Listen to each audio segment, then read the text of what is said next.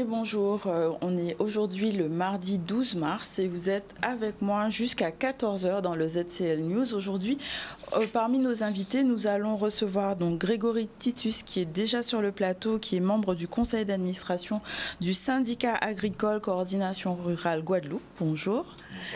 On parlera de l'agriculture, du conflit de la canne, de la place de l'agriculture antillaise dans le salon de l'agriculture qui vient de se terminer il n'y a pas très longtemps. On verra aussi avec monsieur le maire de Pointe-à-Pitre, donc Harry Durimel, il parlera de la ville de Pointe-à-Pitre.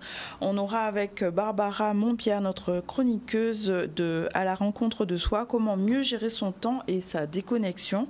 Et avec Jérôme Bonavent, qui est coach d'hommes en chemin, on parlera de masculin sacré et d'une retraite qui aura lieu bientôt sur Bouillante. Au niveau de l'actualité, nous allons parler de Capesterre Bello qui poursuit son engagement vers l'emploi avec le dispositif Territoire Zéro Chômeur Longue Durée.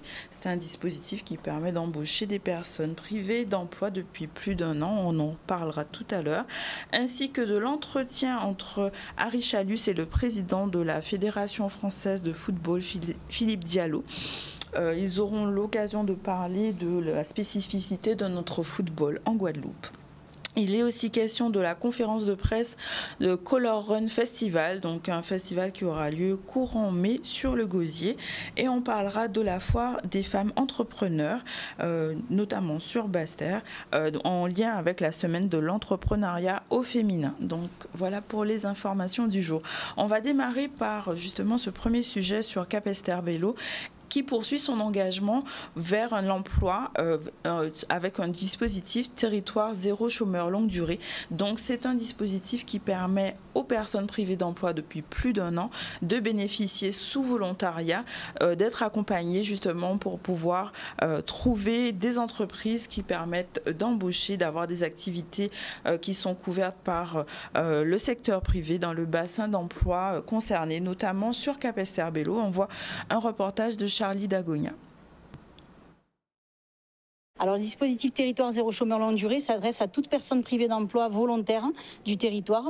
Donc, les deux seuls critères d'éligibilité, donc il faut qu'il soit demandeur d'emploi depuis au moins 12 mois, inscrit ou pas à France Travail, et être domicilié sur le territoire de Capesterre Bello depuis au moins 6 mois. La ville de Capesterre Bello se lance dans un accompagnement plus performant et plus efficace de toutes celles et ceux qui sont à la recherche d'un emploi sur le territoire avec le dispositif Zéro Chômeur de longue durée, puisque nous sommes en train de finaliser cette convention qui va nous permettre de mettre en place des formations adaptées sur le territoire qui répondent aux attentes des chefs d'entreprise et qui vont nous permettre aussi la création d'entreprises à but d'emploi, c'est-à-dire pouvoir avoir ce SAS pour pouvoir permettre à chacun d'avoir cette expérience nécessaire pour qu'il puisse être après orienté vers ces secteurs qui sont en tension. Alors l'objectif justement de l'expérimentation, c'est de travailler, de faire consensus et réunir l'ensemble des acteurs de l'insertion, l'emploi, la formation et les acteurs socio-économiques du territoire pour identifier ensemble les solutions pour lutter contre le chômage. Il y a déjà effectivement des acteurs socio-économiques présents déjà sur le territoire, mais l'objectif c'est de vraiment travailler avec eux à des solutions emploi pour ces personnes de façon restreinte, ce qui se permet de se faire au sein du comité local pour l'emploi et des différentes commissions thématiques. Et l'objectif in fine aussi de l'expérimentation Territoire Zéro Chômeur Longue Durée, c'est grâce à l'identification des activités utiles manquantes du territoire, créer ce qu'on appelle des entreprises à but d'emploi qui développent des activités utiles au territoire, complémentaires et non concurrentes aux actions actuellement réalisées sur le territoire. Nous avons autour de la table Pôle emploi, le conseil départemental, un certain nombre de privés avec le président de l'association des restaurateurs de Guadeloupe, des chefs d'entreprise dans le BTP, dans la silver economy. C'est-à-dire que nous avons travaillé à pouvoir faire un diagnostic sur Capesterre Bello, identifier les besoins, que ce soit aussi, on n'en a même pas parlé, sur l'économie verte, l'économie bleue, puisqu'aujourd'hui nous avons aussi besoin de marins-pêcheurs. Voilà de nombreux métiers pour lesquels il manque de la main-d'œuvre et dans ce sens, nous allons orienter tous les capestériens qui souhaitent être orientés vers ceci avec une formation à la clé, mais surtout des emplois qui seront balisés pour qu'ils sachent que je commence une formation parce qu'au bout, je serai employé. Alors non, il est en action tout de suite, il est déjà en action donc, depuis 2023, puisqu'on a débuté les travaux depuis janvier 2023. Le territoire de Capesterre-Belle-Eau est reconnu projet émergent territoire zéro chômeur longue durée à l'échelle nationale. Donc le maire a souhaité engager la ville donc, au travail avec les équipes projet depuis maintenant 1 an. Il est donc efficient donc, dès maintenant. Là, on est dans une phase sur le territoire de Capesterre-Belle-Eau donc de dépôt de la candidature auprès du fonds d'expérimentation pour obtenir l'habilitation du territoire.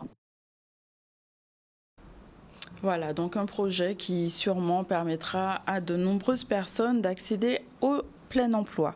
Parlons maintenant de la visite du président de la Fédération française de football, Philippe Diallo, qui est en visite en Guadeloupe depuis hier. Donc une visite qui permettra de comprendre mieux les spécificités de notre football et surtout de mieux accompagner financièrement. Il y aura sûrement en question des projets de développement structurel et d'équipement. On voit un reportage de Solène Fèvre. Aujourd'hui, j'ai rencontré le président de la Fédération française de football, M. Diallo, qui nous disait effectivement qu'il est prêt à nous accompagner. Déjà, permettre à nos jeunes de pouvoir participer à la Coupe de France Junior, la Coupe Gambardella, c'est une très très bonne chose, je le dis. Ça va motiver nos jeunes et nous accompagner sur les dossiers administratifs pour pouvoir moderniser nos stades, permettre à nos jeunes de partir. Et je lui disais, pourquoi pas faire venir aussi une fois tous les 3 ans, l'équipe de France sur un match amical international en Guadeloupe, quand nous aurons mis en place les terrains qui pourront répondre à l'attente des professionnels et aussi faire venir des jeunes pour des tournois pour pouvoir stimuler un peu nos jeunes Guadeloupéens. Il est prêt à travailler avec nous. Il m'a même invité à mon prochain passage à la Fédération française. On ira, on continuera à travailler avec le président d'Artron dans l'intérêt du football guadeloupéen. Pour que le football se développe, il faut qu'il y ait des bons dirigeants dans le football, mais aussi il faut qu'il y ait un vrai partenariat qui se mette en place avec les collectivités locales. D'où cette première visite ici au président, Charles, pour pouvoir échanger avec lui. Et j'ai vu que c'était un président très dynamique, très volontaire sur le monde du sport. Et ça, c'est évidemment essentiel parce que, encore une fois, il n'y a pas de développement du sport sans terrain, sans vestiaire, sans éclairage. Et donc, il faut qu'il y ait des présidents de collectivités locales qui aient cette sensibilité pour accompagner notre jeunesse. Nous aurons aussi à travailler sur le fait que les meilleurs Guadeloupéens qui évoluent sur le plan national puissent intégrer l'équipe de la Guadeloupe. Et pour le moment, n'étant pas pays, étant simplement ligue, nous ne sommes pas une fédération, on a du mal à avoir satisfaction. Mais ça fait partie des projets que le président Diallo va accompagner et défendre au niveau de la FIFA, au niveau des clubs aussi, notamment de l'Hexagone, pour permettre que on puisse autant donner, mais aussi recevoir du football français. La région a prévu beaucoup de choses. La première année, nous avons repris le stade de Port-Louis qui nous coûte plus de 5,6 millions. La réfection du stade de Petitbourg, le stade de Grandbourg. Aujourd'hui, ce que nous cherchons, c'est un terrain. Et ce qui est triste, c'est que nous avons des terrains, mais qui sont des terrains agricoles. Et pour pouvoir avoir un terrain pour construire un stade, pas pour les Guadeloupe Boys, un stade régional pour nos matchs officiels, il faut qu'il y ait l'équilibre en matière de terrain agricole et terrain constructible. Donc là, nous sommes en train de voir quelle commune qui pourra nous déclasser les terrains pour que nous puissions trouver un terrain et construire un stade régional pour recevoir effectivement les matchs officiels, mais surtout pour la formation de nos jeunes, parce que c'est un terrain où il y a 2 terrains de football, un terrain de compétition, un terrain d'entraînement, et aussi un internat pour que les jeunes puissent rester sur place. Voilà, moderniser nos infrastructures sera sûrement un levier important pour nos jeunes Guadeloupéens. On va enchaîner avec donc notre premier invité, donc qui est Grégory Titus, membre du syndicat agricole Coordination Rurale Guadeloupe. Bonjour. Bonjour, bonjour à tous. Alors aujourd'hui, vous allez un peu nous parler déjà de votre passage sur le salon de l'agriculture qui a eu lieu sur Paris, et on reviendra aussi sur le conflit de la canne qui pose un vrai problème ici en Guadeloupe. Est-ce qu'on peut déjà partir d'un état des lieux de l'agriculture? Quels sont les véritables défis ici en Guadeloupe? Je pense que, je ne vais pas dire qu'on part de zéro, mais on part de très loin en tout cas. Donc, on l'a remarqué au-delà de la filière canne, et c'est un exemple qui est assez criant, c'est l'organisation même de l'agriculture en Guadeloupe où je pense qu'on doit, pour ma part en tout cas, on doit faire les états généraux, quelles qu'en soient les filières, parce qu'on a un gros problème d'organisation. Aujourd'hui, même si on a une politique agricole qui a été mise en place, certes, mais elle n'est pas adaptée à nos territoires et on pourra en parler des heures et des heures, mais de toute manière, il n'y a aucune filière réellement qui fonctionne correctement. D'accord. Aujourd'hui, on le voit notamment vis-à-vis de la filière canne qui ne fonctionne pas du tout. On a des agriculteurs aujourd'hui qui ont signé des moratoires, qui ont des reconnaissances de dettes quand même. Quand vous devez de l'argent à des opérateurs de coupe alors que vous êtes censé vivre de votre métier, donc vous coupez, vous vendez de la marchandise et d'ailleurs vous devez de l'argent aux opérateurs qui ont coupé.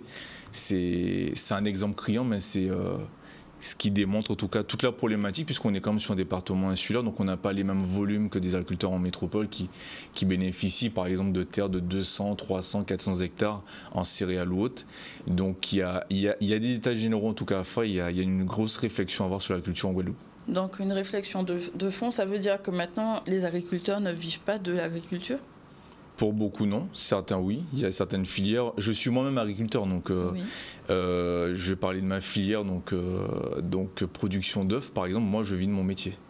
Je vis de mon métier puisqu'on a toujours su-répercuter les coûts, on a par rapport aux intrants surtout, mais beaucoup de filières n'ont pas cette chance, notamment le maraîchage ou comme on voit encore une fois, si on revient sur la canne, c'est un peu plus criant. Donc il y a des secteurs où ça fonctionne.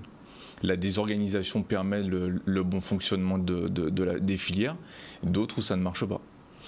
D'accord, donc il faudrait des états généraux pour vraiment établir quelles sont les problématiques dans les différentes quels sont les besoins, quelles sont les problématiques, parce qu'aujourd'hui, un agriculteur reste un chef d'entreprise et doit pouvoir vivre de son métier. Et il ne doit pas, comme dans beaucoup de cas aujourd'hui, le vivre en second lieu, c'est-à-dire en activité secondaire. Il est obligé de le vivre souvent en activité secondaire parce que son métier primaire ne lui permet pas de vivre. Donc il y a une grosse problématique au niveau de la gestion du foncier, la gestion des GFA, enfin, il y a tout un tas de problèmes qui l'expliquent, mais c'est pour ça qu'il faut vraiment faire un travail de fond et pas annoncer des chiffres en disant ça va pas ou ça va pas. Il faut vraiment faire un état des lieux réel et pouvoir agir en tout cas sur les différents leviers par la suite. Et justement, c'est pour ça que du coup, peut-être que c'est un secteur qui manque d'attractivité pour les jeunes. C'est lié aussi au fait que les agriculteurs ne sont pas rémunérés à leur juste valeur, c'est ça ? Oui, déjà d'une part, mais au-delà de ça, c'est déjà de trouver, de pouvoir avoir l'activité. Lors du reportage, on l'a vu tout à l'heure avec le président justement qui précisait l'équilibre entre les terres constructibles et le foncier agricole, c'est déjà un gros problème. Quand beaucoup de jeunes, on a accompagné un jeune dernièrement qui a répondu à des appels à candidature sur une installation depuis 15 ans. Il a attendu 15 ans avant de pouvoir avoir un terrain. Et encore, ça a été très conflictuel puisqu'il y en avait un autre qui était dessus. Enfin, donc c'est lié à quoi en fait ce délai, d'où il vient, pourquoi il y a autant de temps Parce qu'aujourd'hui, malheureusement, beaucoup d'agriculteurs ne vivant pas de leur métier. Certains préfèrent sous-louer les terrains qui leur ont été donnés en GFA au lieu de les rendre pour pouvoir avoir une rente parce qu'ils ont une retraite qui n'est pas l'équivalent de tout le métier qu'ils ont pu donner. Donc, on ne peut pas leur en vouloir aujourd'hui, puisque quand vous ne pouvez pas vivre avec votre retraite, donc vous ne remettez pas forcément les terres en GFA. Il y a beaucoup de GFA endettés, puisqu'aujourd'hui, ils ne payent pas en tout cas les loyers, puisqu'ils n'ont pas les moyens ou la possibilité. Donc de côté, il y a un problème de gestion. C'est pas remettre la main sur quoi que ce soit, mais la faute ou quoi que ce soit, mais c'est surtout au niveau de la chambre, où il y a un problème de gestion au niveau des installations, du suivi. Et on espère qu'un jour, on arrivera justement à régler toutes ces choses. Les élections arrivent en fin d'année, début d'année prochaine, donc ce sera le moment justement de faire valoir des projets structurants et d'activer sur le long terme. Est-ce qu'il y a quand même des mesures qui sont actuellement disponibles pour les agriculteurs ou pas du tout, où on a vraiment un no man's land là, à ce sujet ? Je pense que la situation, elle dérive d'année en année, donc je dirais pas non, mais bon...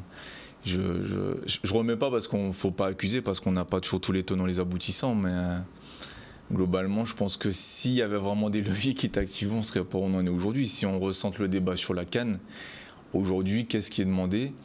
C'est de pouvoir vivre du métier.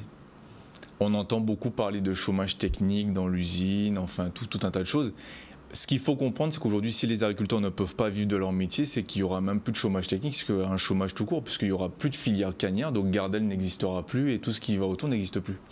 Donc, on entend beaucoup aussi parler, qu'est-ce qu'on utilise des produits par-ci, par-là, parce qu'on a la mélasse, parce qu'on a ceci.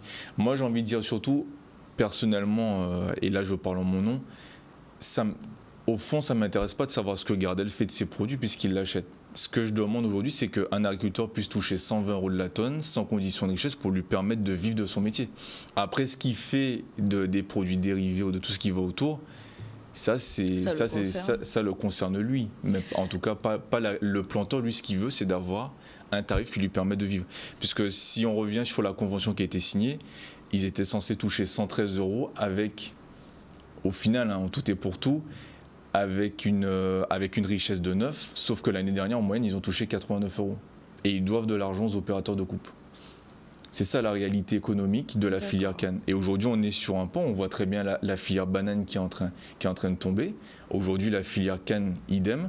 Donc, je réitère en tout cas mes propos, sans vouloir être alarmiste, c'est que si aujourd'hui on ne change pas et si on ne va pas vers un modèle plus équilibré, de toute manière, Gardel n'existera plus et il n'y aura plus de filière canne. Donc comme ça, au moins, le problème de la canne sera réglé. Il n'y aura plus de problème, en fait. Donc les perspectives sont quand même assez sombres, d'après...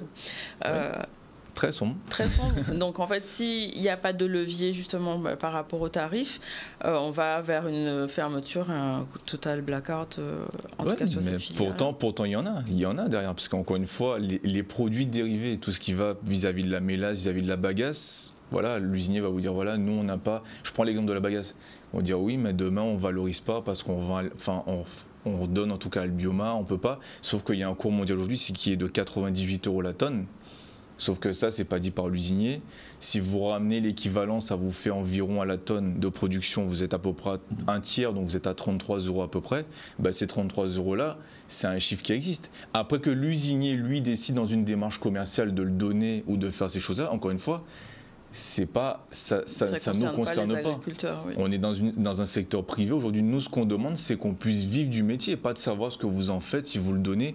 Si vous avez décidé de donner votre mélasse pour faire du rhum, ça c'est votre décision qui est prise. C'est un exemple, c'est pas le cas, mais si c'était le cas, c'est le problème de l'usinier, c'est pas le problème en tout cas de l'agriculteur. D'accord, donc le statu quo toujours concernant cette filière, est-ce qu'il y a des réunions qui sont prévues toujours ou bien comment ça se passe à ce niveau-là de résolution de... Il y a des réunions qui vont être faites avec en tout cas avec les transporteurs, je sais qu'il y a une réunion qui va être tenue en tout cas avec le préfet à nouveau. On n'a pas de date précise, mais en tout cas qui vont être faites. Jusqu'à maintenant, les agriculteurs sont mobilisés en tout cas devant Gardel. Encore ce matin, ils y étaient, demain ils y seront. Demain, je sais qu'il y a un voyage qui est prévu en tout cas sur Marie-Galante avec l'intersyndicale parce qu'il ne faut pas oublier non plus Marie-Galante parce qu'on n'est pas, il n'y a pas que on reste quand même un archipel et il y a aussi les mêmes problématiques sur Marie-Galante. Donc on continue, mais de toute façon en face de nous, les demandes qui sont faites, elles sont faites uniquement à l'usinier. On sait que l'État subventionne quasiment à 80% aujourd'hui l'activité cannière. C'est pas aux institutions aujourd'hui qu'on demande, c'est surtout à l'usinier de prendre ses responsabilités. Parce que l'usinier aussi bénéficie énormément de subventions pour un produit qui revend derrière. Donc c'est surtout à lui qu'on s'adresse, qu'il prenne ses responsabilités aujourd'hui pour pouvoir assurer, puisque encore une fois, les profits qu'il génère tous les ans, s'il n'a pas de planteur derrière, il n'en aura plus. Donc le problème sera encore une fois, il n'y aura plus de soucis. Tout à fait. Et donc affaire à suivre pour justement cette résolution. Est-ce que vous pouvez nous parler justement du Salon international de l'agriculture? Qu'est-ce que vous avez pu faire? Quelles sont les personnes que vous avez pu rencontrer à ce salon? Bon, on a rencontré tous les différentes parties prenantes, puisqu'au salon, de toute façon, que ce soit les acteurs économiques, politiques, ils étaient pour la quasi-totalité présents. Donc on a pu, avec notre fédération, en tout cas la coordination rurale et notre syndicat national, on a pu rencontrer en tout cas les différents acteurs, discuter. Est-ce qu'ils ont cette réflexion justement sur l'état des lieux, la nécessité de vraiment travailler sur des sujets en profondeur sur l'agriculture en Guadeloupe? Parce qu'ils ont cette réflexion-là? Oui, ils l'ont tous. Et après, le passage à l'action? Le problème, c'est que vous rentrez dans quelque chose qui est quand même assez compliqué, puisque les pouvoirs publics n'ont pas de levier d'action sur du privé, techniquement, même si la filière est subventionnée. Donc, pour beaucoup, ils le comprennent. Ils appellent, en tout cas, on a eu sénateurs, on a eu des députés qui ont appelé justement, on a eu des partis politiques qui ont appelé aujourd'hui à augmenter le prix à la tonne. Mais le problème, c'est que, mis à part faire cet appel, je ne cherche pas à défendre quiconque, mais c'est vrai que vous rentrez dans un levier et là, au niveau de la loi, vous ne pouvez pas intervenir dans ce qui est privé. Puisqu'encore une fois, l'État donne déjà cette contribution et on peut toujours critiquer, mais pour le coup, l'État donne cette contribution. Et aujourd'hui, ça reste du privé entre un usinier et entre un usinier et ses planteurs en face. C'est surtout ça le problème. Et là, vous avez un pouvoir de négociation, de rassemblement, de ramener les parties prenantes autour de la table, mais vous ne pouvez pas définir et dire dans le privé, de dire aujourd'hui à Gardel, vous devez augmenter. Enfin, là aujourd'hui, encore une fois, c'est surtout à Gardel et à M. Philippot de prendre ses responsabilités, de revenir à la table de négociation et de pouvoir agir pour le bien, encore une fois, de son entreprise, enfin qui n'est pas la sienne, mais en attendant de l'entreprise qu'il dirige. D'accord, donc affaire à suivre en tout cas sur les prochains jours pour arriver à la résolution, on espère, de cette affaire-là en fait. Oui, affaire à suivre, mais bon, en tout cas nous à la coordination rurale, on ne travaille pas seulement sur le fait parce que je pense que au bout, on ne peut pas simplement travailler sur l'usinier, on doit aussi faire un travail de fond parce que bon, la revendication, c'est de geler effectivement la richesse pendant 3 ans et d'augmenter le prix à la tonne. Le problème, c'est que si on n'agit pas après sur la filière, dans 3 ans, on sera aussi au même niveau. Donc, on estime qu'il faut aujourd'hui restructurer les SICA, puisque les SICA aujourd'hui ne sont pas dans leur rôle parce qu'on leur a délégué énormément d'administratifs et justement les personnes qui sont en compétence pour accompagner les agriculteurs n'ont pas le temps aujourd'hui. Donc il faut restructurer toute la filière, voir avec les CUMA, voir avec les opérateurs, parce que demain si on augmente le prix à la tonne, on pourra sensiblement certainement aussi diminuer les tarifs de coupe. Donc il y a un gros travail à faire, mais pas seulement vers le haut, il faut aussi travailler vers le bas. Travailler sur les marges des SICA vis-à-vis des ventes d'engrais, des intrants. Il y a tout un tas de sujets, mais il ne faut pas voir uniquement par le haut, il faut aussi voir les économies d'échelle par le bas en restructurant totalement la filière. D'accord, donc des vrais états généraux de l'agriculture. Oui, c'est ce qu'on appelle. On a mis en place aussi un itinéraire technique pour pouvoir permettre aux agriculteurs, donc avec tout un suivi d'air pour pouvoir augmenter la tonne à l'hectare. Enfin, il y a tout un travail. Parce qu'encore une fois, c'est pas juste de venir. Si on agit simplement sur le prix, en disant voilà, on veut 120 € sur 3 ans, on agit simplement là-dessus, on ne réglera pas le problème de fond. Et dans 3 ans, on arrivera. Aujourd'hui, en moyenne, on produit 41 tonnes à l'hectare, alors qu'on devrait plus être sur des deltas de 80 tonnes. Donc on doit aussi permettre aux agriculteurs de pouvoir augmenter leur rendement et d'augmenter leur rentabilité, d'augmenter leur profit et du coup pérenniser l'activité sur le long terme. Ça permettrait justement de développer, on parle de développement durable et de souveraineté alimentaire, d'aller vers ça aussi? Oui. Bon, après, souveraineté alimentaire. Bon, c'est pas forcément en matière de canne, mais justement pour l'agriculture en général. En fait. Ah oui, c'est exactement, c'est un modèle du genre. Et si on arrive à justement aboutir à restructurer cette filière, on montrera aussi qu'on a cette capacité de le faire pour toutes les autres filières et d'accompagnement. Donc, au-delà des autres syndicats qui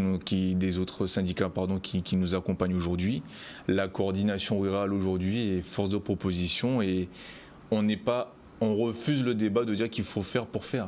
S'il faut faire, c'est qu'il faut agir pour pérenniser l'activité. C'est pas de se dire qu'on le fait pour l'année prochaine, revenir au mois de janvier aux négociations, au mois de février ou dans 3 ans. Dans 3 ans, oui, on reviendra aux négociations, parce que demain, si on gèle les tarifs sur 3 ans, on y arrivera. Mais on doit arriver là avec des chiffres, et en tout cas en amenant et en ageant structurellement sur la filière, et sur toutes les autres d'ailleurs. Donc l'avenir serait comment, selon vous? Meilleur. En temps normal, si on y arrive, mais bon, en tout cas, on n'est pas les seuls à pouvoir agir, donc ce sera aussi bien des planteurs, aussi bien des opérateurs, aussi bien des pouvoirs politiques, voilà. Et c'est d'adapter. On parle beaucoup de sortir des débat agricole, mais on parle beaucoup de la fusion certainement entre le département et la région, du transfert de compétences. En tout cas, la compétence agricole serait de mise chez nous avec une meilleure gestion et on sera en tout cas, nous, force de proposition avec des projets, puisqu'il faut y amener des projets derrière. D'accord, en tout cas, merci d'être venu pour nous parler de ce sujet. On va faire notre première pause publicitaire et on va enchaîner avec nos prochains invités. Donc, le maire de Pointe-à-Pitre, Harry Durimel, Barbara Montpierre pour sa chronique à la rencontre de Sroy et Jérôme Bonavent tout à l'heure pour Au cœur du masculin. À tout à l'heure.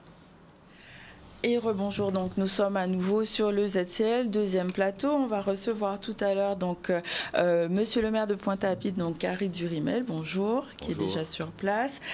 On parlera ensemble de la ville de Pointe-à-Pitre, entre autres, et avec Barbara Montpierre, notre chroniqueuse, on verra comment mieux gérer son temps et sa déconnexion. Donc oui, ça, c'est pour la suite des invités. On va revenir rapidement sur l'information et notamment sur la conférence de presse sur le Color Run Festival. Donc c'est un festival qui aura lieu le 8 et le 9 mai sur le Gosier, une façon d'allier le sport et les festivités. On voit un reportage de Michel Héraclide. Le 8 et le 9 mai, la ville du Gosier, la Carle et le Sinoval vont accompagner la Run Color. Donc c'est une manifestation qui est à moitié ludique et à moitié professionnelle, où on va permettre aux jeunes de pouvoir avoir accès aux formations, aux métiers sous tension, les métiers aussi sensibles ou même des fois qui sont peu connus. Notre objectif, c'est vraiment de pouvoir permettre de mettre un terrain favorable pour limiter le chômage et se rapprocher du plein emploi. C'est la première édition du Color Run Festival. Le Color Run Festival est une continuité de ce qui était fait précédemment, qui s'appelait le Guadacolor, qui est une manifestation sportive et culturelle qui consiste à réunir un public et de leur proposer de faire un parcours de 5 km durant lequel ils font du sport à leur convenance, soit de la marche ou soit de la course à pied, en musique, et où ils rencontrent des zones de couleur et où ils s'envoient de la poudre au lit.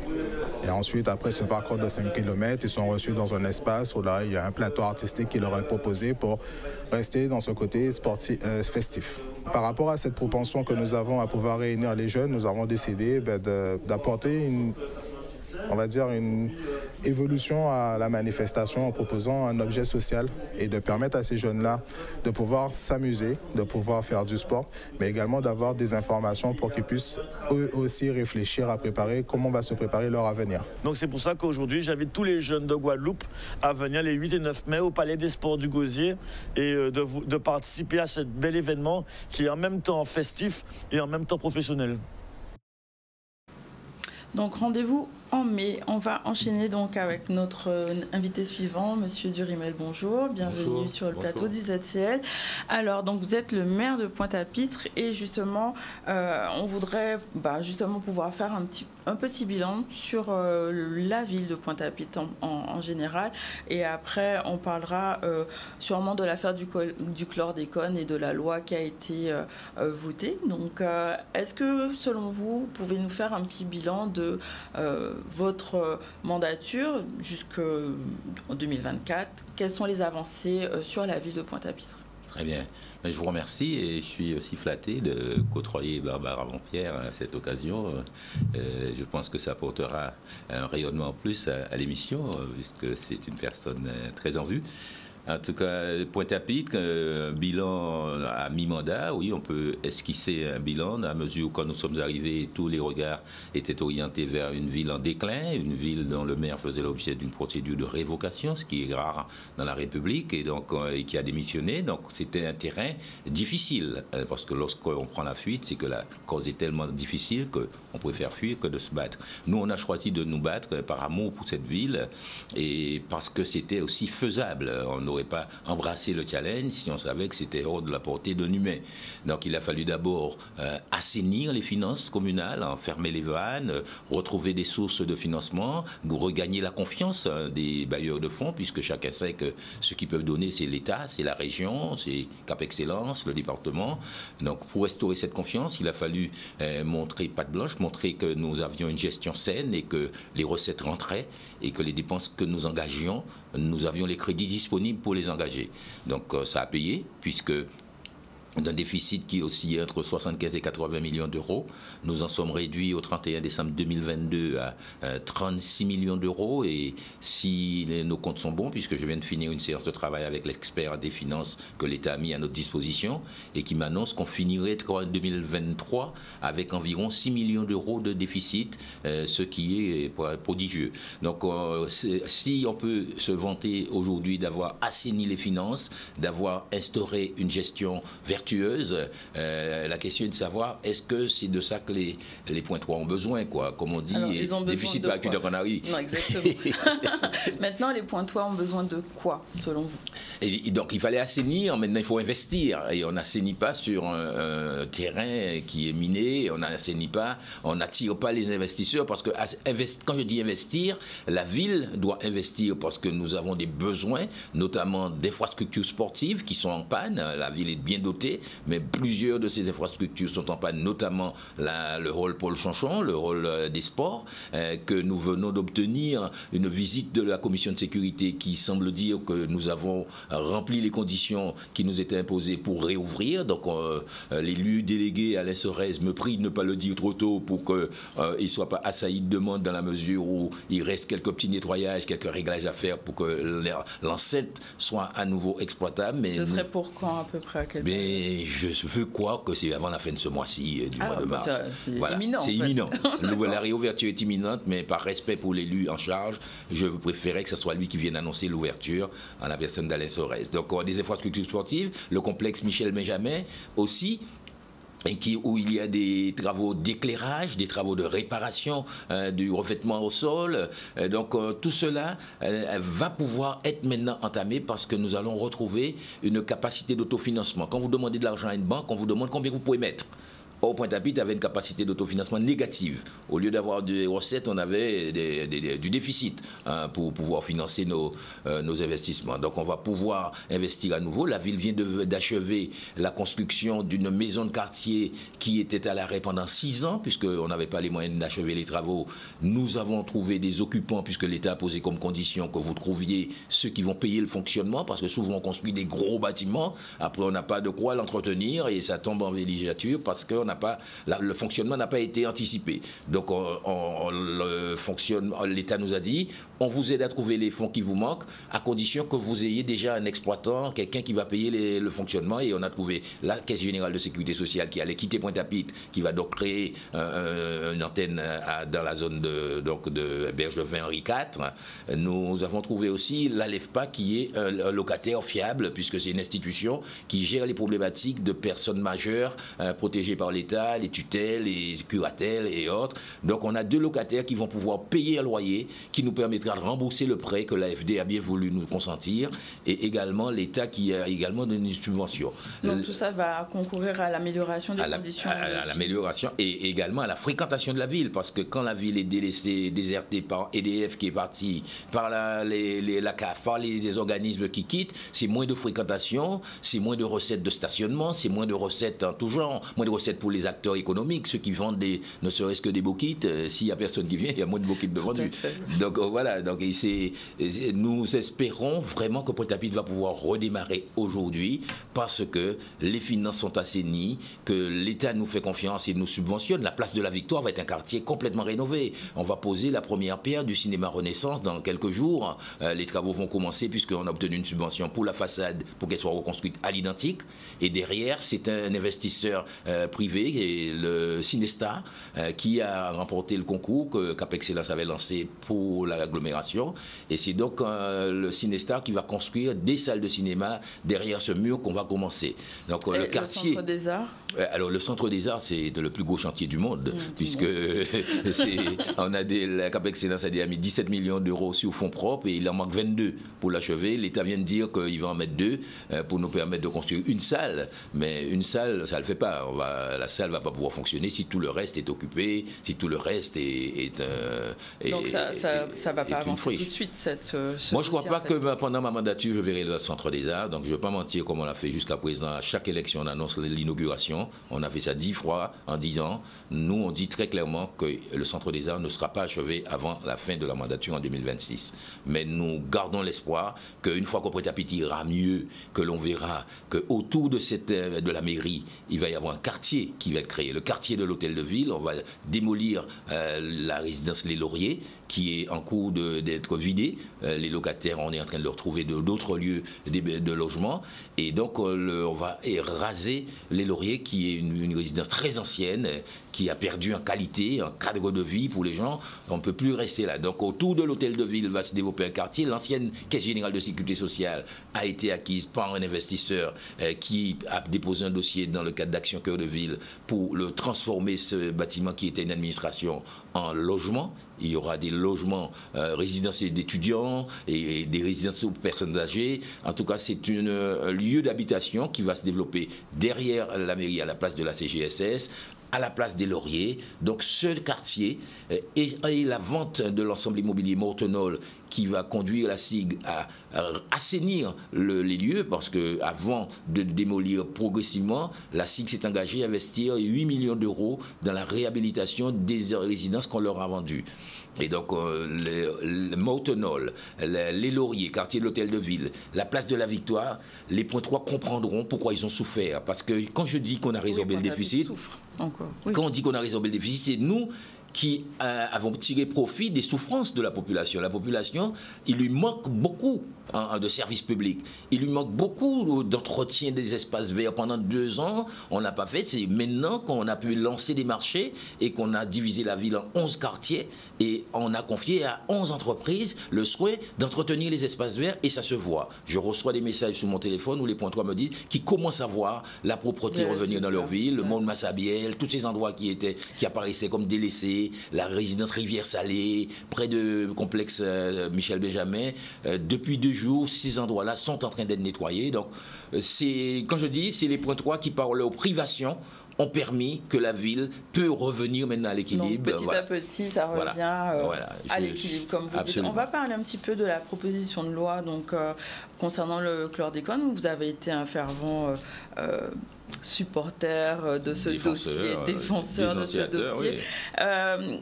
Quel est votre regard sur cette proposition ?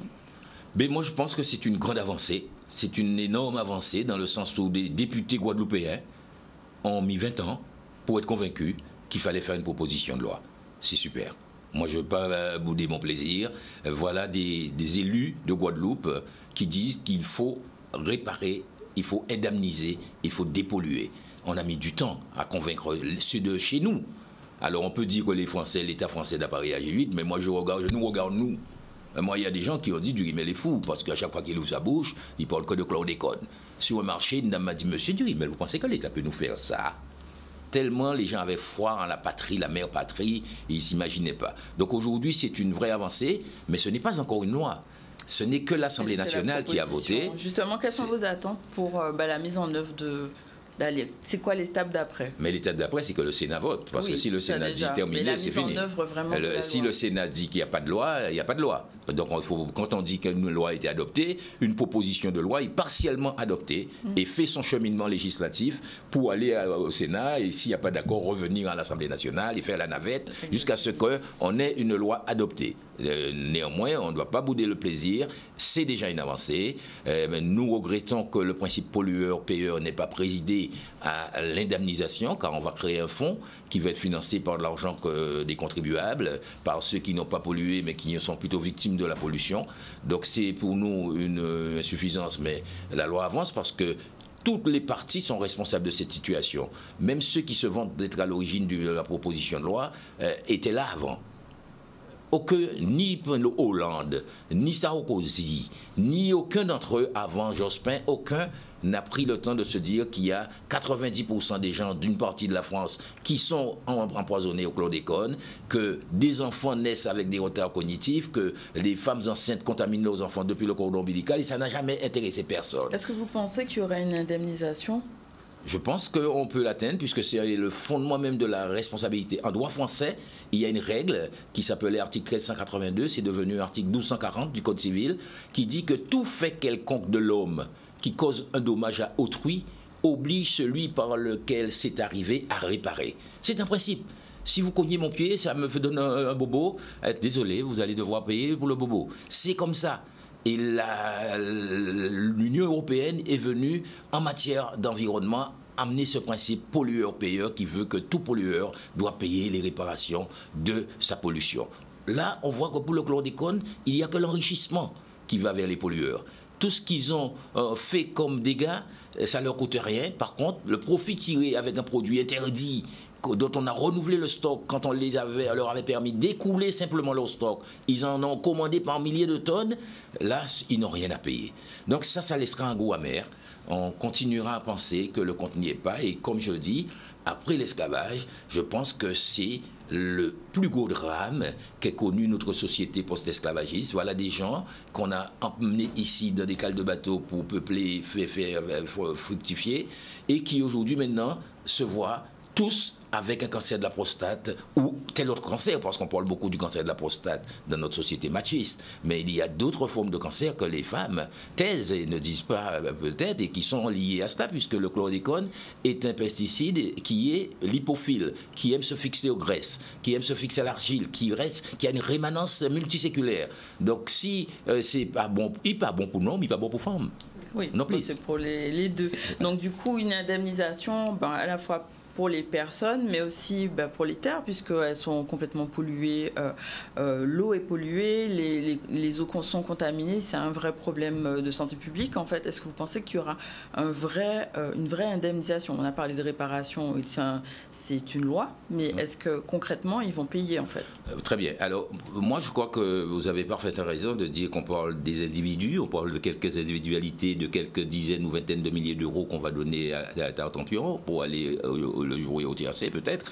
Nous, on parle d'une approche plutôt macro-politique. C'est-à-dire que le pays Guadeloupe est pollué, le pays Martinique était pollué, nos pays ne sont plus regardés à l'extérieur comme avant, puisque si vous venez décider d'aller vivre dans un pays, vous choisissez là où l'eau que vous allez boire ne sera pas contaminée à quelconque poison. Donc ça réduit l'attractivité de nos pays, et donc je suis très heureux que le président Chalus m'ait demandé de défendre la région dans ce procès, et c'est désormais un procès pour des personnes, parce que j'ai quelques personnes qui m'ont demandé de rechercher leur indemnisation, mais c'est ce qui me fait penser que on approche du but, c'est le fait qu'on va indemniser le pays Guadeloupe. Nous devons obtenir un plan pluriannuel qui prévoirait non seulement la dépollution mètre carré par mètre carré, parce que de plus en plus on entend dire que c'est possible, et en même temps, de notre côté, qui prévoit la réparation du préjudice, des plans de développement durable avec de l'agriculture biologique là où on peut, si on peut faire de l'aquaponie, si on peut faire des cultures suspendues au sol. C'est un challenge pour nous, c'est un challenge pour la France aussi, que de se dire que des terres sur lesquelles nous avons transféré des populations qui ont perdu toutes leurs racines, leur nom, leur identité, leur culture, leur culte et leur savoir, et bien aujourd'hui nous n'avons pas le droit de les empoisonner. Nous devons réagir. Et c'est un vrai combat qui m'est tout à fait exaltant pour moi de mener, c'est dire que le combat continue pour le chlordécone. Donc plein d'actions à mettre en place pour la suite. Absolument, et ça va nécessiter plus de mobilisation populaire. On va avoir besoin de voir des gens, pas que des clics. D'accord. On va avoir besoin de gens qui crient plus que des gens qui cliquent. Parce que c'est facile de cliquer dans sa chambre, dans la clim, et de se montrer très rebelle sur son téléphone. Je veux des gens qui passent à l'action. Voilà. N'est-ce pas, Barbara? Merci beaucoup. Action. Action. On va justement rester sur l'action et parler de comment mieux gérer son temps, en tout cas avec Barbara. En tout cas, merci d'être venu sur le plateau, monsieur. C'est moi qui vous remercie. Je salue les points 3, je leur souhaite bon appétit. D'accord, merci beaucoup. Alors, avec Barbara, on va enchaîner le générique.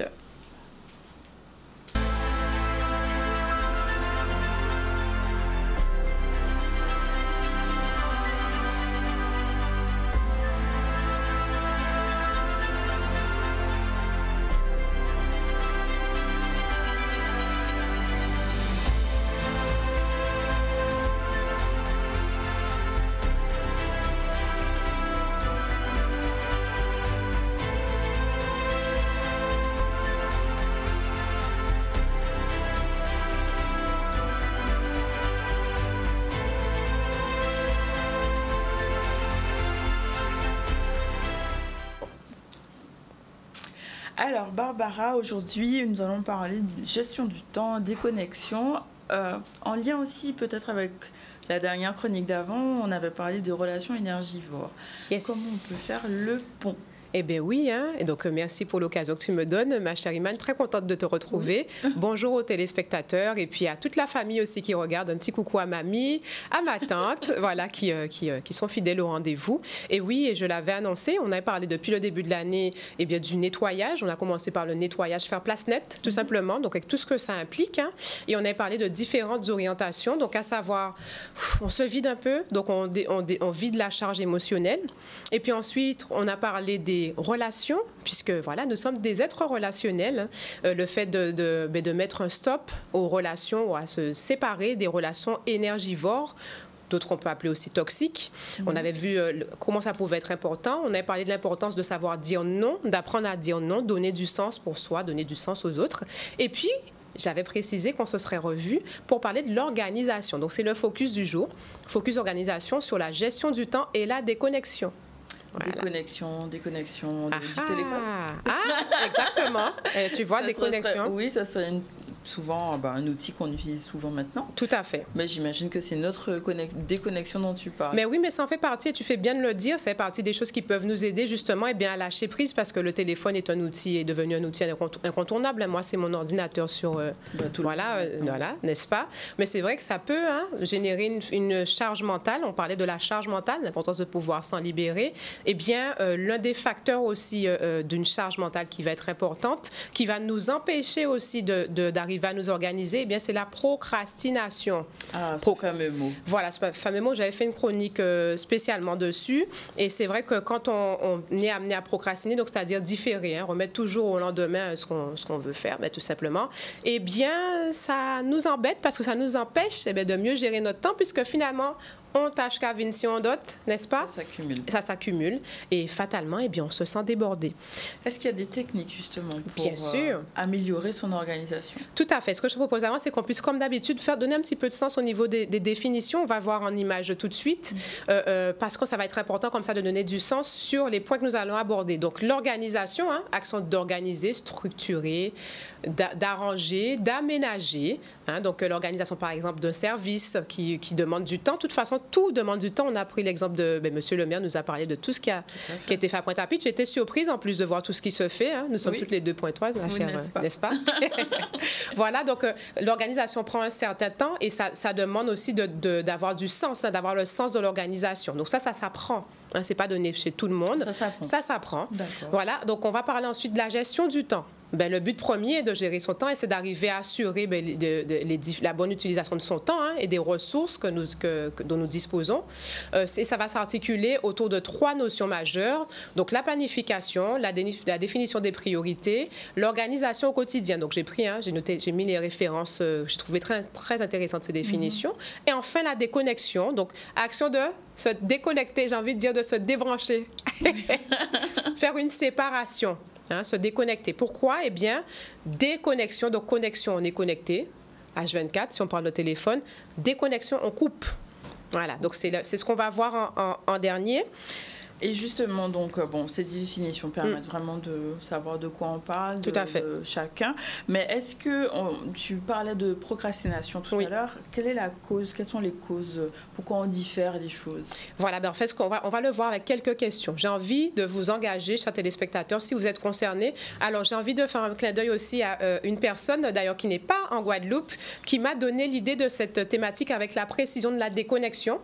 Et moi-même étant concernée. Donc, ça a engagé ma réflexion. Et je me suis dit qu'on allait faire les choses un peu différemment et proposer à tout un chacun de se poser des questions pour savoir finalement est-ce que je suis dans la procrastination ou pas. Alors, c'est parti tout de suite. Quelques questions pour voir comment on se situe. Quelles sont les excuses pour ne pas faire ou différer mes actions? Il peut y avoir, est-ce qu'il y a des excuses et quelles sont-elles? Est-ce que je manque de confiance en mes capacités? Est-ce que j'ai surestimé mes activités? Est-ce que j'ai pris trop de tâches parce que j'ai voulu faire plaisir, par exemple? Ce sont un ensemble de questions, il y en a plein d'autres, mais qui vont peut-être nous aider à mettre le point sur des éléments, des situations qui font que je procrastine. Donc, en quelque sorte, bon, déjà, la réponse est dans la question. N'est-ce pas? N'est-ce pas? Donc, c'est aussi des causes du manque d'organisation. Exactement. C'est exactement ça. Et si on fait un petit focus, merci pour le petit clin d'œil, Iman, si on va plus loin sur la partie travail, en parlant du travail, hein, ça a été l'exemple tout à l'heure, voyons ensemble justement qu'est-ce qui se passe dans le cadre du travail qui nous empêche justement de nous organiser. Eh bien, souvent, l'un des premiers facteurs, hein, ça va être un manque de sens, un manque d'orientation stratégique, de stratégie même, ce sera noté juste après. Du coup, ça va me bloquer pour me pousser à l'action tout simplement puisque l'être a besoin d'avoir du sens pour faire les choses, pour mieux faire, pour mieux comprendre, pour mieux mettre la machine en action. Et puis, un défaut de communication. On parlait de la communication dans le couple, voilà, donc, et même communication avec soi-même ou avec les enfants. Enfin, la communication de manière générale, s'il y a un défaut de communication, malheureusement, ça va entraîner un problème de mise en action. Donc, on parlait de la procrastination, mais ça aussi, ça va être un facteur qui va empêcher. Et puis, la rétroaction, retour sur action. Qu'est-ce qui s'est passé? Donner du sens, encore une fois.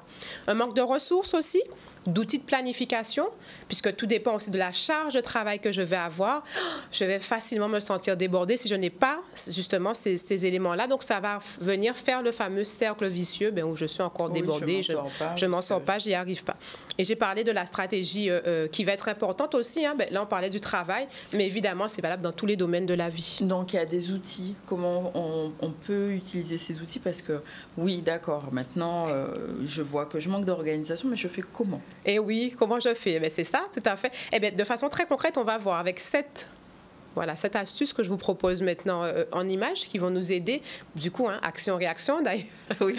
Monsieur le maire l'a dit, hein, action, c'est justement, on est en plein dedans. On va commencer par combattre les pensées négatives par de l'affirmation de ma vision. Nous avons tous une vision. Charge à nous de la découvrir.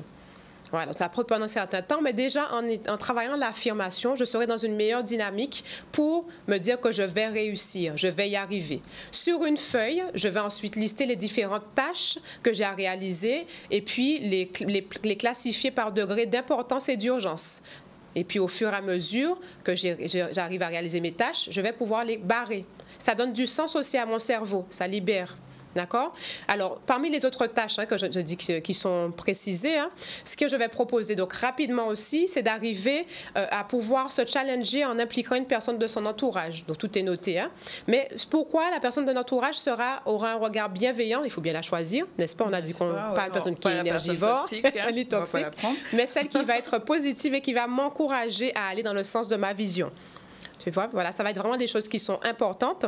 Et donc, est-ce qu'il y en a qui sont spécifiques au travail? Est-ce qu'il y a des actions spécifiques qu'on peut... Pour le travail? Oui. Tout à fait. Alors, pour le travail, désactiver les notifications tout de suite.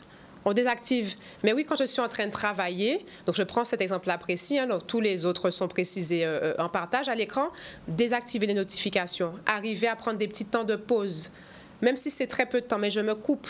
D'ailleurs, le cerveau nous le demande, et puis les montres connectées ou les montres, hein, ou même les portables, des fois, donc nous invitent à... alors, levez-vous, à nous lever, à s'arrêter pour permettre au cerveau d'être oxygéné. Donc, ça va vraiment être des choses qui vont nous aider. Et puis, éviter de vouloir tout faire à la fois. C'est pour ça que ça va être important de s'aider d'un outil qui va nous aider justement à planifier les tâches avec un agenda. Donc, ça, c'est ce que je pourrais faire en termes de focus sur la partie travail. D'accord, donc maintenant, ma charge mentale est diminuée, j'ai désactivé mes notifications, je peux me concentrer mieux. Comment, justement, je vais me déconnecter? Déconnecter. Eh bien, concrètement, une fois que, comme tu as dit, hein, tu as déjà tout dit, donc je serai déjà beaucoup plus dans une position de pouvoir me concentrer. Parce que, mine de rien, pour se déconnecter, ça paraît anodin, mais il faut arriver à se concentrer. Sur quoi? Sur soi. Sur soi-même, sur son bien-être. Donc, avoir vidé toute la charge émotionnelle, tout ce qui m'imposait finalement de penser H24 non-stop à une tâche que je n'ai pas réussi à faire, arriver à la mettre de côté pour prendre ce petit temps de pause. Et c'est ce qu'on va voir avec quelques techniques tout de suite pour arriver à se déconnecter. Bien sûr, ceux qui en ressentent le besoin, n'hésitez pas à vous faire accompagner par des professionnels en fonction de ce qu'on peut avoir comme problématique. Mais on se met en mode autocongratulation. qu'est-ce que j'ai réussi dans ma journée? Je prends ce petit temps-là, hop, pause, j'ai réussi quoi? Je prends de la hauteur, j'ai réussi telle chose, je dégage déjà comme ça des hormones positives. Et puis ensuite, je rappelle toujours et toujours les 4 R, où je prends un temps de relaxation, de respiration pour mieux réfléchir et réagir. Ça va être important. Et puis, out les téléphones, on l'a dit.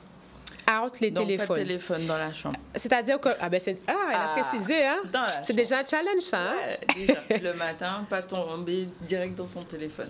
Ah ben ça, c'est pas mal. C'est déjà une technique pratique qu'on peut mettre en place tout de suite, oui. Et puis même en fin de journée, quand j'ai fini, une fois que j'ai mis, comme on a dit, j'ai tout listé, mais je prends ce petit temps pour moi où je mets le téléphone de côté pour faire une activité qui me fasse du bien, un truc qui m'épanouisse, qui me fasse... Mais ça me fait vibrer. On prend ce temps pour soi où on va cultiver le plaisir, on va se faire du bien. Et si on peut aller plus loin en faisant une activité sportive, ben ça sera encore mieux puisque ça va nous permettre, eh bien justement encore de nous remplir d'adrénaline, d'hormones du plaisir, du bonheur, et puis de nous concentrer sur autre chose que l'organisation pour se déconnecter. Bon, ben super. En tout cas, on a des bonnes astuces pour pouvoir le faire et on verra sur les chroniques à venir.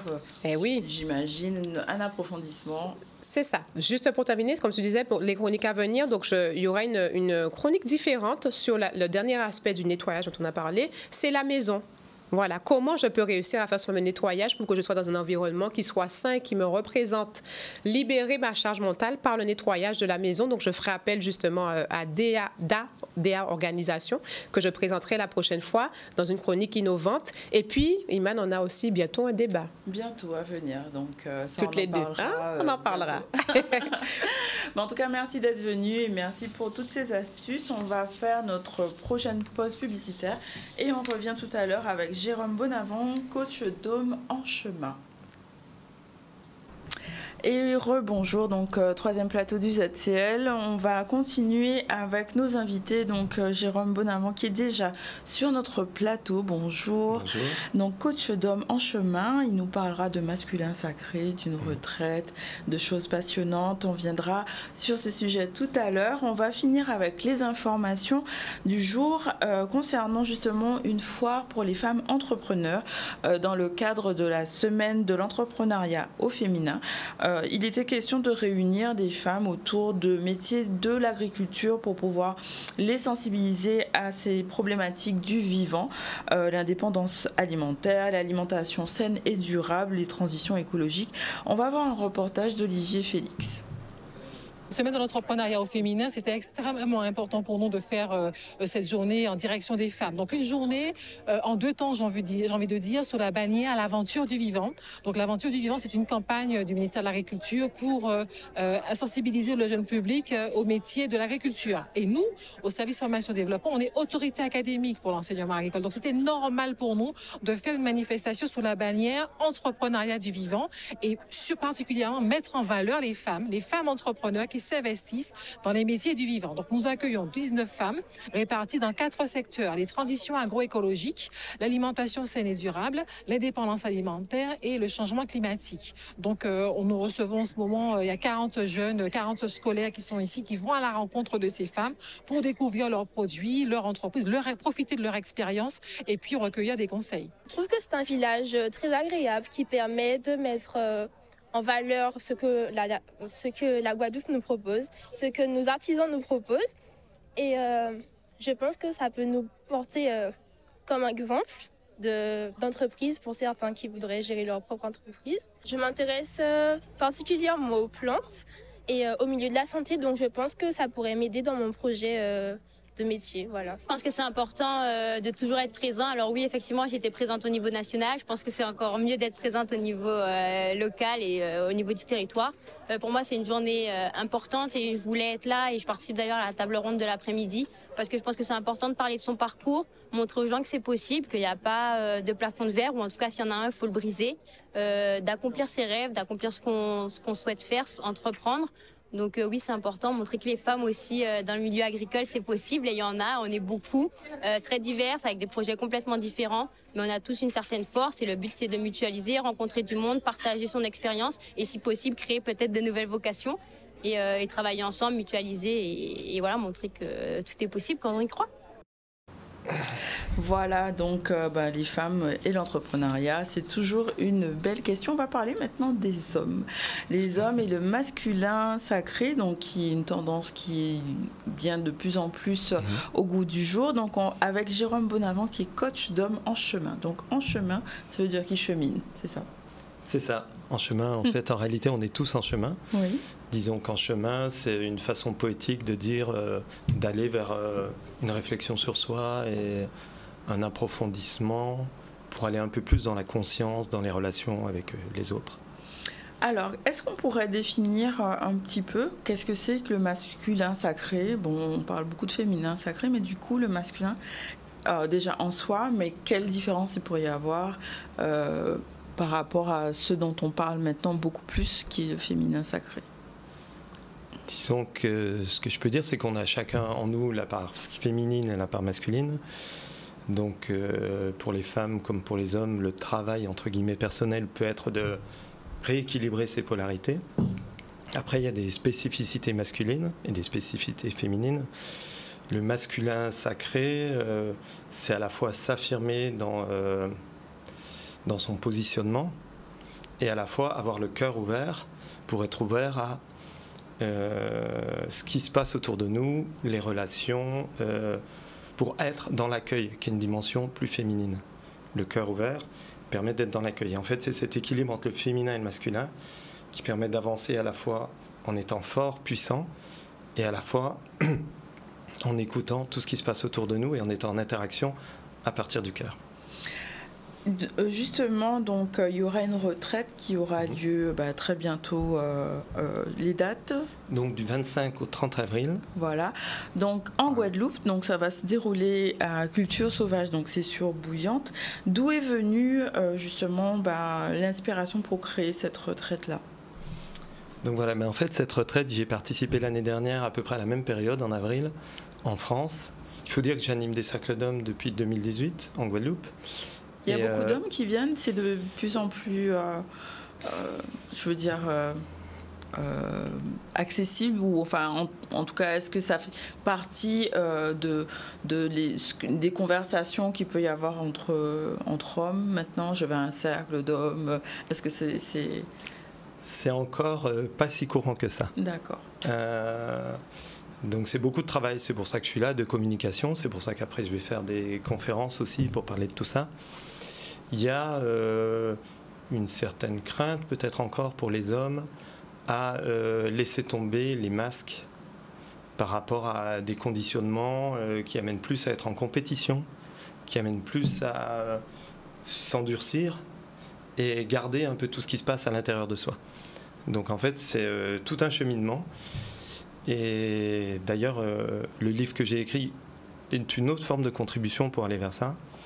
C'est en fait une ouverture qui s'appelle Itinéraire d'un homme d'aujourd'hui. À la recherche de sa juste place. Qu'on peut trouver... pour l'instant, non, encore. uniquement sur Libranova, qui est un éditeur.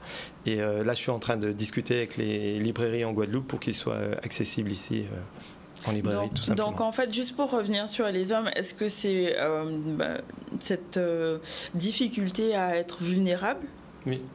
Qui est la principale problématique, déjà pour venir à un cercle. Je ne parle pas de tout ce qu'il y a de voyage, de transformation personnelle. Je parle vraiment de venir déjà au cercle. Je dirais que le premier niveau, c'est de libérer la parole. Il y a vraiment ce conditionnement du masculin, à la fois qui est de ne pas pleurer, de cacher ses émotions.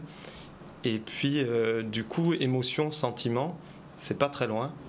Et du coup, les hommes n'ont pas pour habitude, ou n'ont pas été conditionnés, entre guillemets, pour parler de ce qu'ils ressentent, de leurs émotions, plus à être dans l'action, mais pas à être dans cet espace du cœur, parler depuis cet espace du cœur.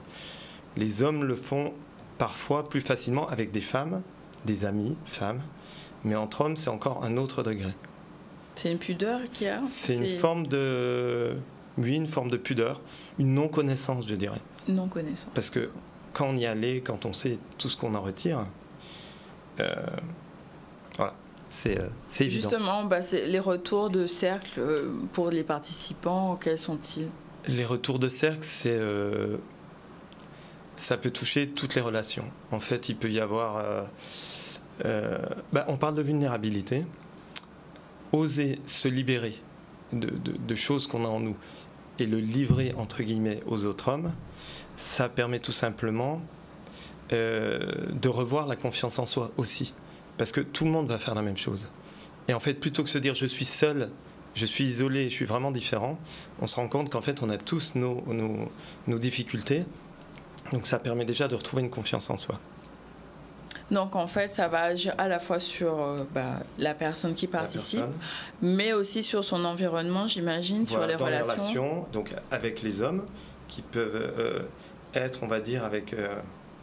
j'ai envie d'employer le mot plus d'amour, vraiment, depuis l'espace du cœur, de goûter à cette fraternité. Et puis avec les femmes, dans les relations avec les femmes, avec plus d'écoute et de dialogue. Voilà. D'accord. Donc la retraite aura lieu sur, j'ai vu, il y a 3-5 jours, donc c'est modulable, c'est ça? C'est ça, c'est modulable. Justement pour permettre à chacun, parce que ça peut être confrontant de s'engager sur 5 jours sur une première retraite. Donc on propose une journée, une nuit, et 3 jours ou 5 jours. D'accord. Voilà. Donc, pour permettre justement une flexibilité pour les gens qui veulent sortir, de pas forcément faire toute la retraite intense, parce que c'est émotionnellement intense, j'imagine. Donc, je vois que vous êtes 2 co-animateurs. Donc, la deuxième personne s'appelle Jérôme Lavant, c'est ça, qui est aussi coach, n'est-ce pas? Voilà. Est-ce que, bon, il n'est pas là, mais juste pour donner quel est son apport à cette retraite? Ouais. Alors, déjà, je l'ai rencontré je fais partie d'un réseau francophone d'hommes qui accompagnent les hommes. Je l'ai rencontré à cette occasion. Et disons que ce stage, il faut savoir qu'il a été créé la première fois. Lui, il l'a suivi depuis le début, c'est la 6e édition, à la demande de femmes qui se réunissaient et qui faisaient du travail de réparation entre elles, et qui disaient que ça serait intéressant qu'il y ait des hommes qui fassent le même travail en parallèle pour après se retrouver à la fin. Donc ça, c'est ce que j'ai vécu par exemple l'année dernière en Ardèche. Et donc lui, c'est le seul qui est resté depuis toutes ces années-là dans cette... et disons qu'il intervient à différentes dimensions, parce qu'il est coach en entreprise, il est coach personnel aussi, donc il a... À la fois, il fait des propositions qui sont assez confrontantes, qui permettent de venir nous travailler et voir comment on réagit par rapport à certaines situations. Et puis à la fois des choses plus douces. Donc est-ce qu'il y aura des pratiques spécifiques justement pendant cette retraite, des enseignements? Comment ça va se passer en fait concrètement? La personne qui écoute justement notre interview, qui voudrait venir, elle s'attend à quoi quand elle va dans un cercle? Ou dans la retraite en tout cas. Dans la retraite, oui. Ouais. Il y a tout un tas de propositions, à chaque fois c'est des propositions qui vont venir toucher la filiation, qui vont venir toucher la parentalité, qui vont venir toucher la fraternité. Il va y avoir des propositions même où on va pouvoir tester la colère ou la confrontation. Et puis aussi des propositions aussi, il y a un moment, il y a un Zoom avec un Québécois qui a écrit un très beau livre sur le couple et la sexualité. Donc il y a aussi une partie sur le couple et la sexualité qui est abordée.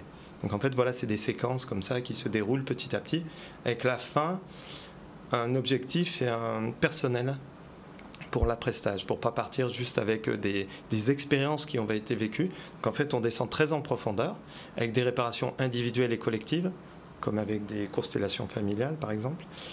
Et à la fin, chacun ressort en se disant, bon voilà, moi c'est ça que je vais aujourd'hui changer dans ma vie, c'est ça sur lequel je vais travailler. Donc moi, mon objectif à la fin du stage, en dehors de ce qui s'est passé personnellement pour moi, c'était de proposer au corps du masculin en Guadeloupe. Super. Voilà.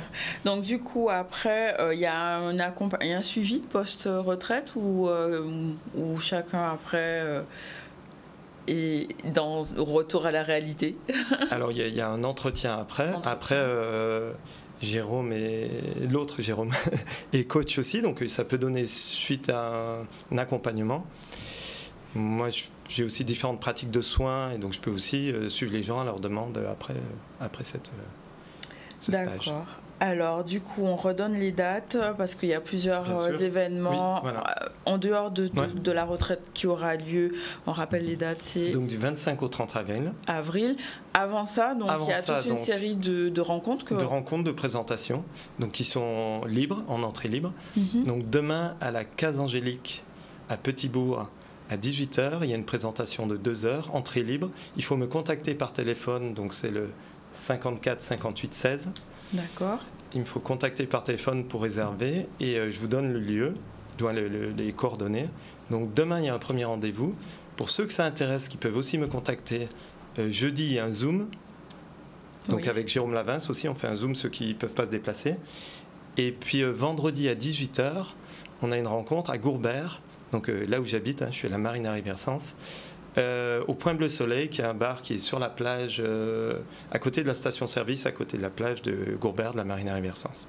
Donc 3 rendez-vous. Donc 3 rendez-vous pour pouvoir mieux comprendre à quoi s'attendre sur cette retraite et déjà initier peut-être une démarche personnelle, même si c'est en dehors de la retraite. Tout à fait. Sachant qu'il n'y a besoin d'aucun prérequis pour venir, il n'y a pas besoin d'être déjà engagé dans une démarche. Voilà. D'accord, merci beaucoup. Merci. Et bonne continuation, en tout cas, pour votre retraite. Alors, on va clôturer notre émission. On a d'abord un focus à passer. Alors, le focus du jour, c'est sur Maryse Condé, donc, qui est née Maryse Boucolon, donc le 11 février 1937 à Pointe-à-Pitre. Elle est journaliste, professeure de littérature, écrivaine, d'expression française de renommée mondiale. Elle s'est installée aux États-Unis où elle a enseigné la littérature à l'université de Columbia. Elle a édité de nombreux romans historiques, dont Ségou, Moi, Tituba, la sorcière.